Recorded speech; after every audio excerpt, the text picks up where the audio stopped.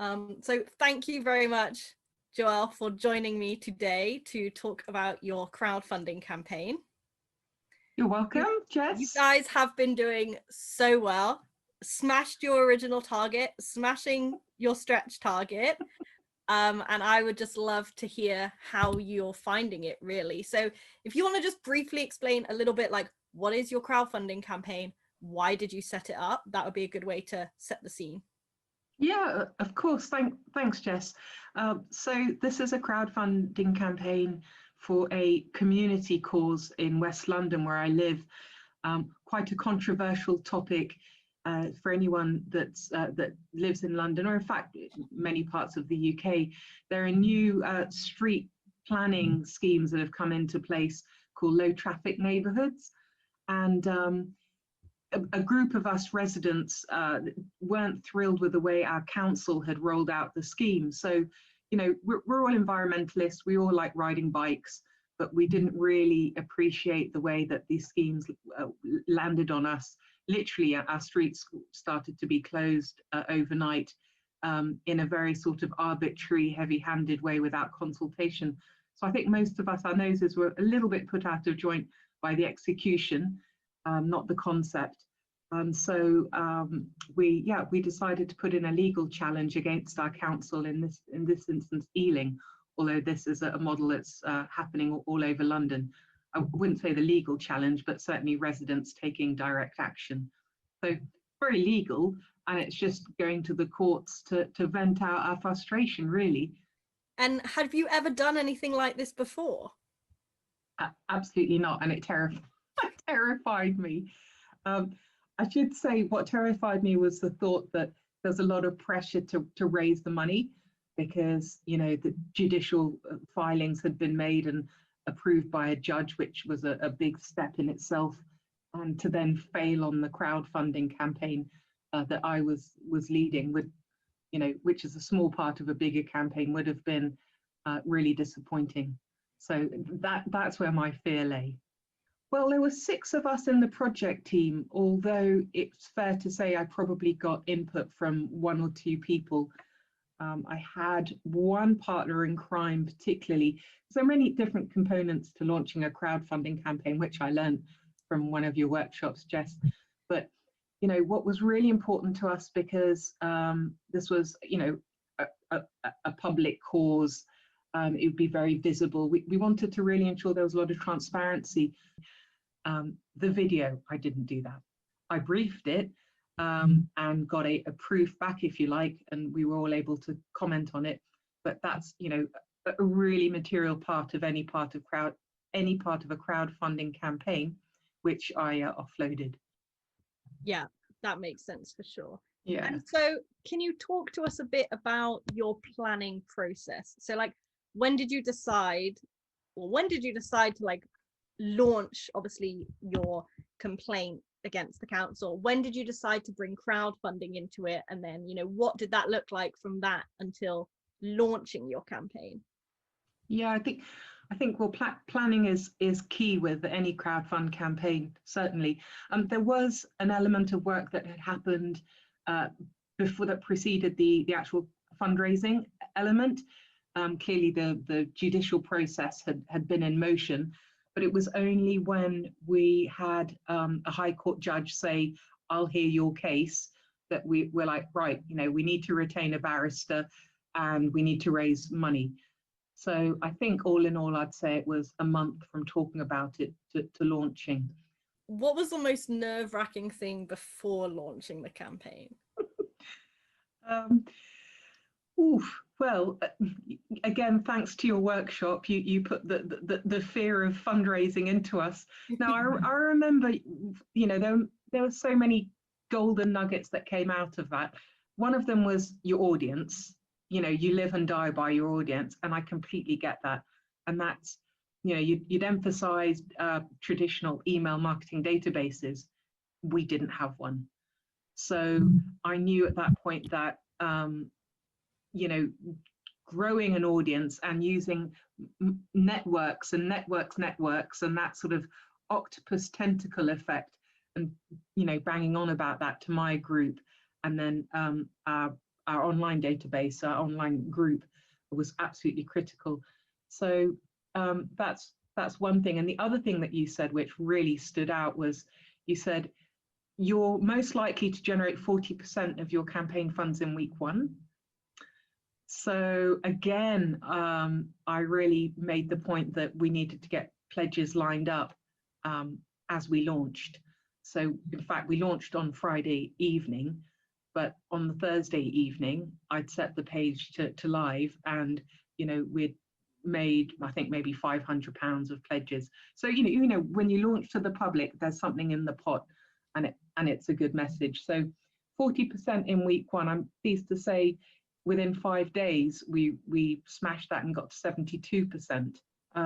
Yeah, I mean, I have no idea how this stacks up to normal campaigns. It's really good. Okay, well that's good to hear. Thanks. So 72%. Yeah, in 5 days we raised 22 grand. So I'm very pleased.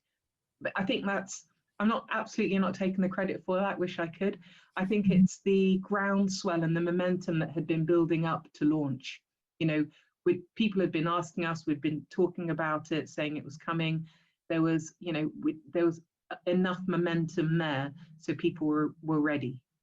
Yeah, and I would like to say, like, you guys have over 1,000 backers on your crowdfunding campaign, which just is phenomenal for not starting off with an email base. So you should be super proud of yourselves for that.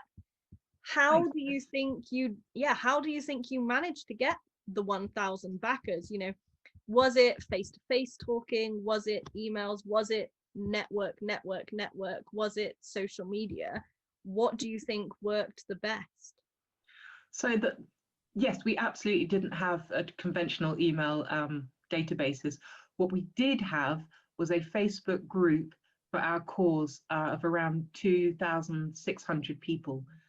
And in September, so the previous month before launching, 3,000 of us, whilst it was still legal, had actually marched to our town hall. So we knew that there was that momentum there.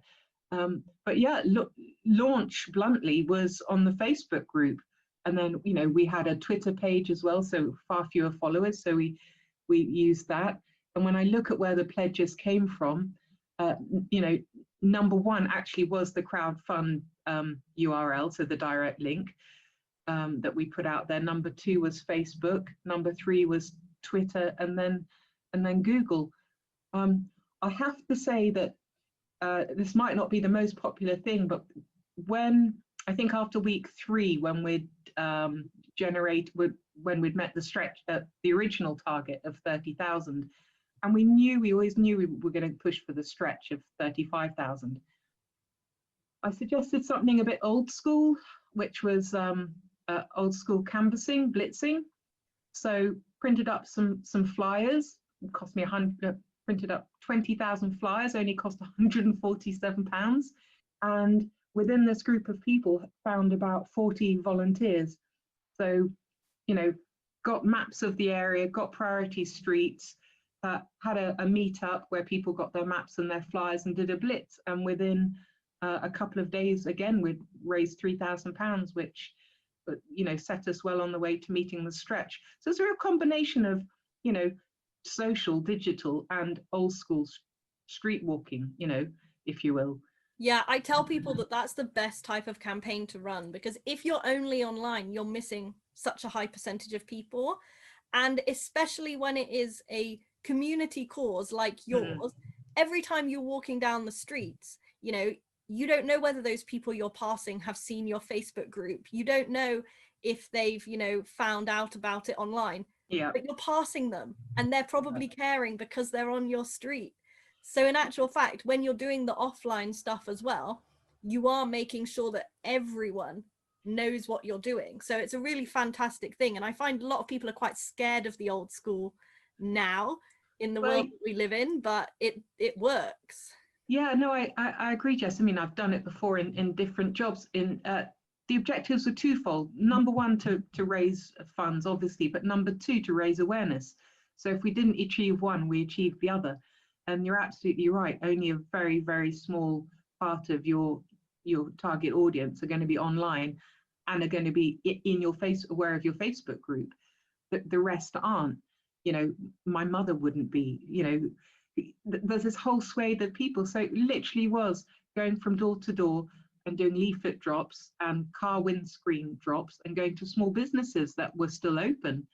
Yeah. And yeah, you know, it generated a lot of support and positive comments, because that's as interesting. Yes, you want to see the, you know, the pledges come in, but the comments, you know, can be very sobering, very motivating, very emotional.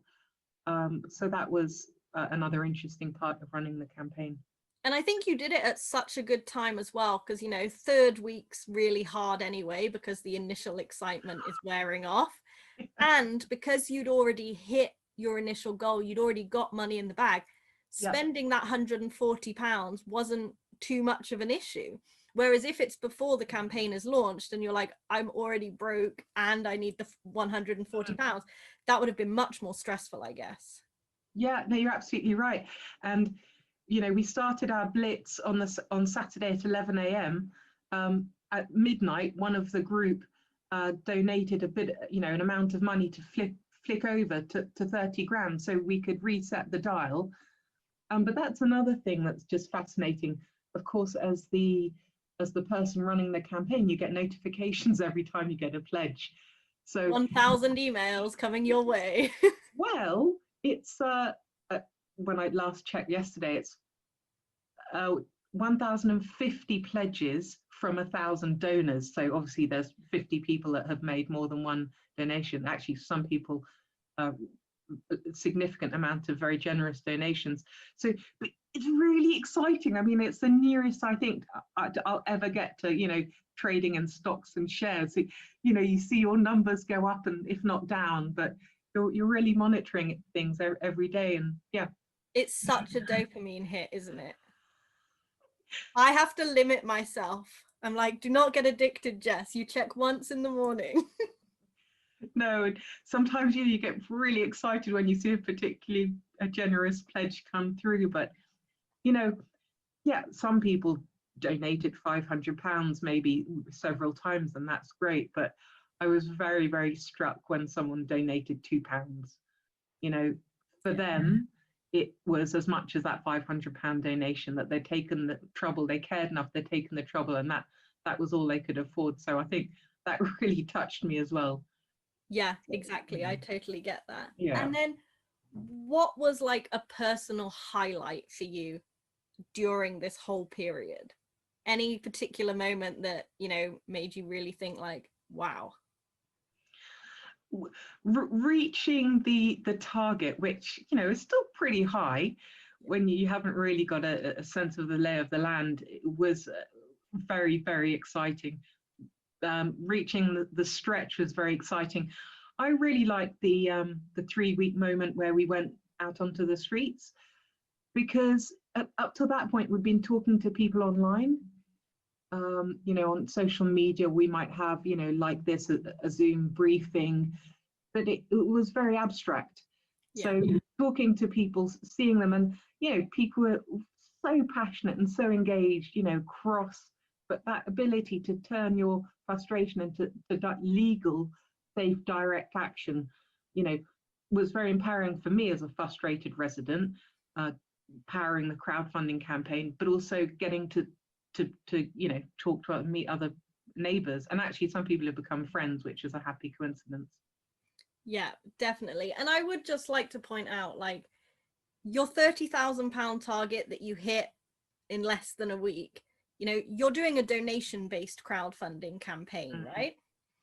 The average UK donation-based crowdfunding campaign raises only £7,000. So the fact that you hit your 30K even within 1 week is amazing. And, you know, we all know only 18% of crowdfunding campaigns actually hit their target. So you've really like bucked the trend and are putting, you know, crowdfunding for social causes out there as a favorable option. So I think a lot of other people will look at your campaign and really be inspired to be able to raise more and to be able to hit their goals. Yeah, thanks, Jess. And I have to say that I really don't think there's anything ordinary about anything extraordinary about our campaign from a content point of view, we only ever had one video on there. I never changed the imagery. You know, I would email people every week with updates. I would email anyone that pledged over £100. They'd get a tailored email, but there was absolutely nothing extraordinary about the content. So, thanks for that. I just think it's representative of the feeling in the community, and I know that there are other similar campaigns on Crowdfunder, and I've just have a look at ours if they happen to be watching this. No need to reinvent the wheel, but to give it the shape and the structure and the direction that it needed.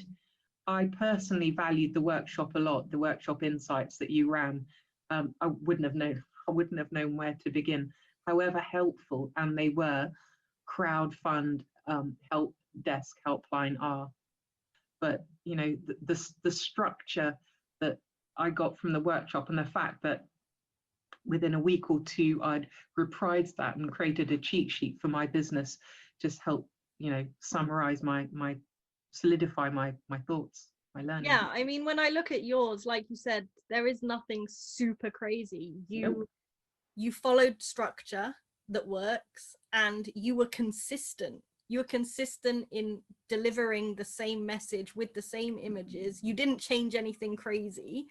And that's what people need. They need to be constantly reminded that this is a thing they should care about. And it's something that you care about so much that you're going to tell them many times. And that obviously, like, you just stick with it. And when you stick with something like, you have, it makes people really pay attention and think, she's not giving up. We better get behind her. And even when the campaign has ended, every 2-3 months, just send all the backers an update of what's going on, the good and the bad, just like you've been doing, just to keep them in the loop. Yeah. In case you do need the money again in the future, they'll know where it was, spent and what's been going on. Yeah, absolutely. I mean, it's 101 stuff. That is our database now. So it's 1,000 contacts versus the Facebook group, but we know that they're very active, very committed contacts. So yeah, no, it was quite a project to be involved in, and we have no insight as to whether our legal challenge will actually succeed, but kind of that's beside the point. We've made a point. We're here, we have a voice. Hopefully our council, our elected officials will be a bit more collaborative or consultative in the future. So yeah, no, great fun running it. Is there anything that you'd change? Oh, I mean, one thing I did inadvertently was that I set the campaign to live early, and I thought, oh, that's fine. It was still in testing. We hadn't gone live, and across the whole site, I put test page, do not donate, blah blah blah.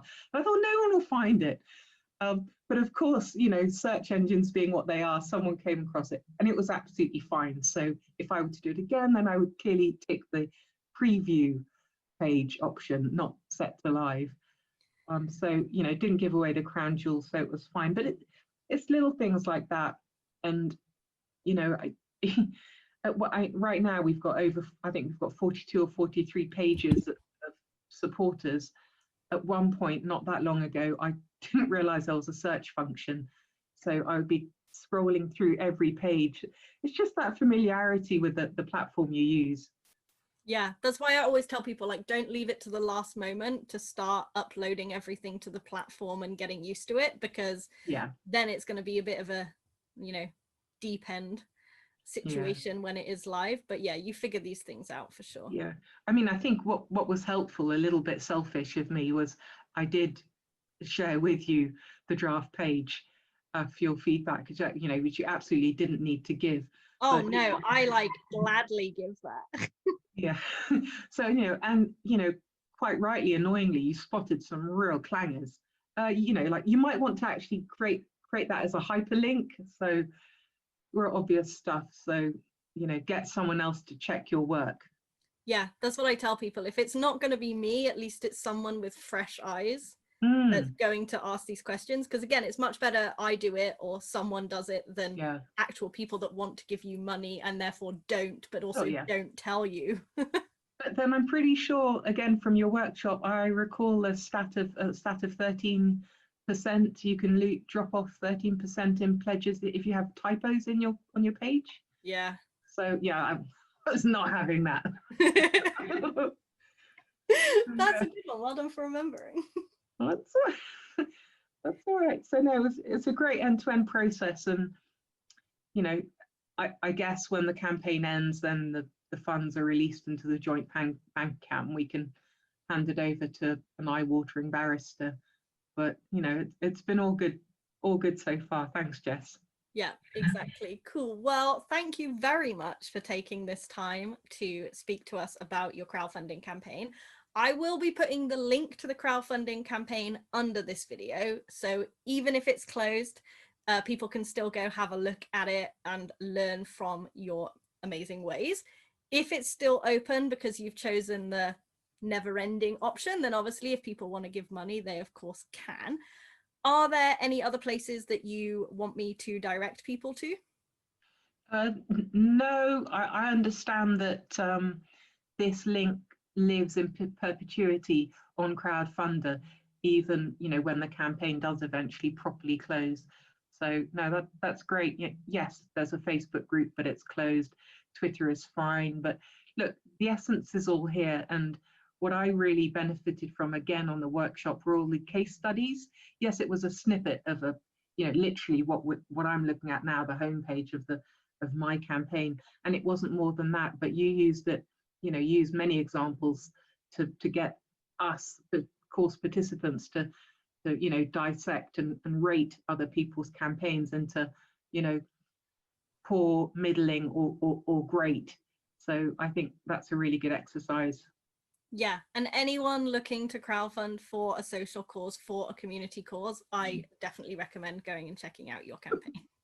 Thanks, Jess. Couldn't have done it without you. Sorry that you're not on commission on this one. But anyway, thank you so much. You're welcome. Yeah, I hope I'll see you soon. Thanks, Jess.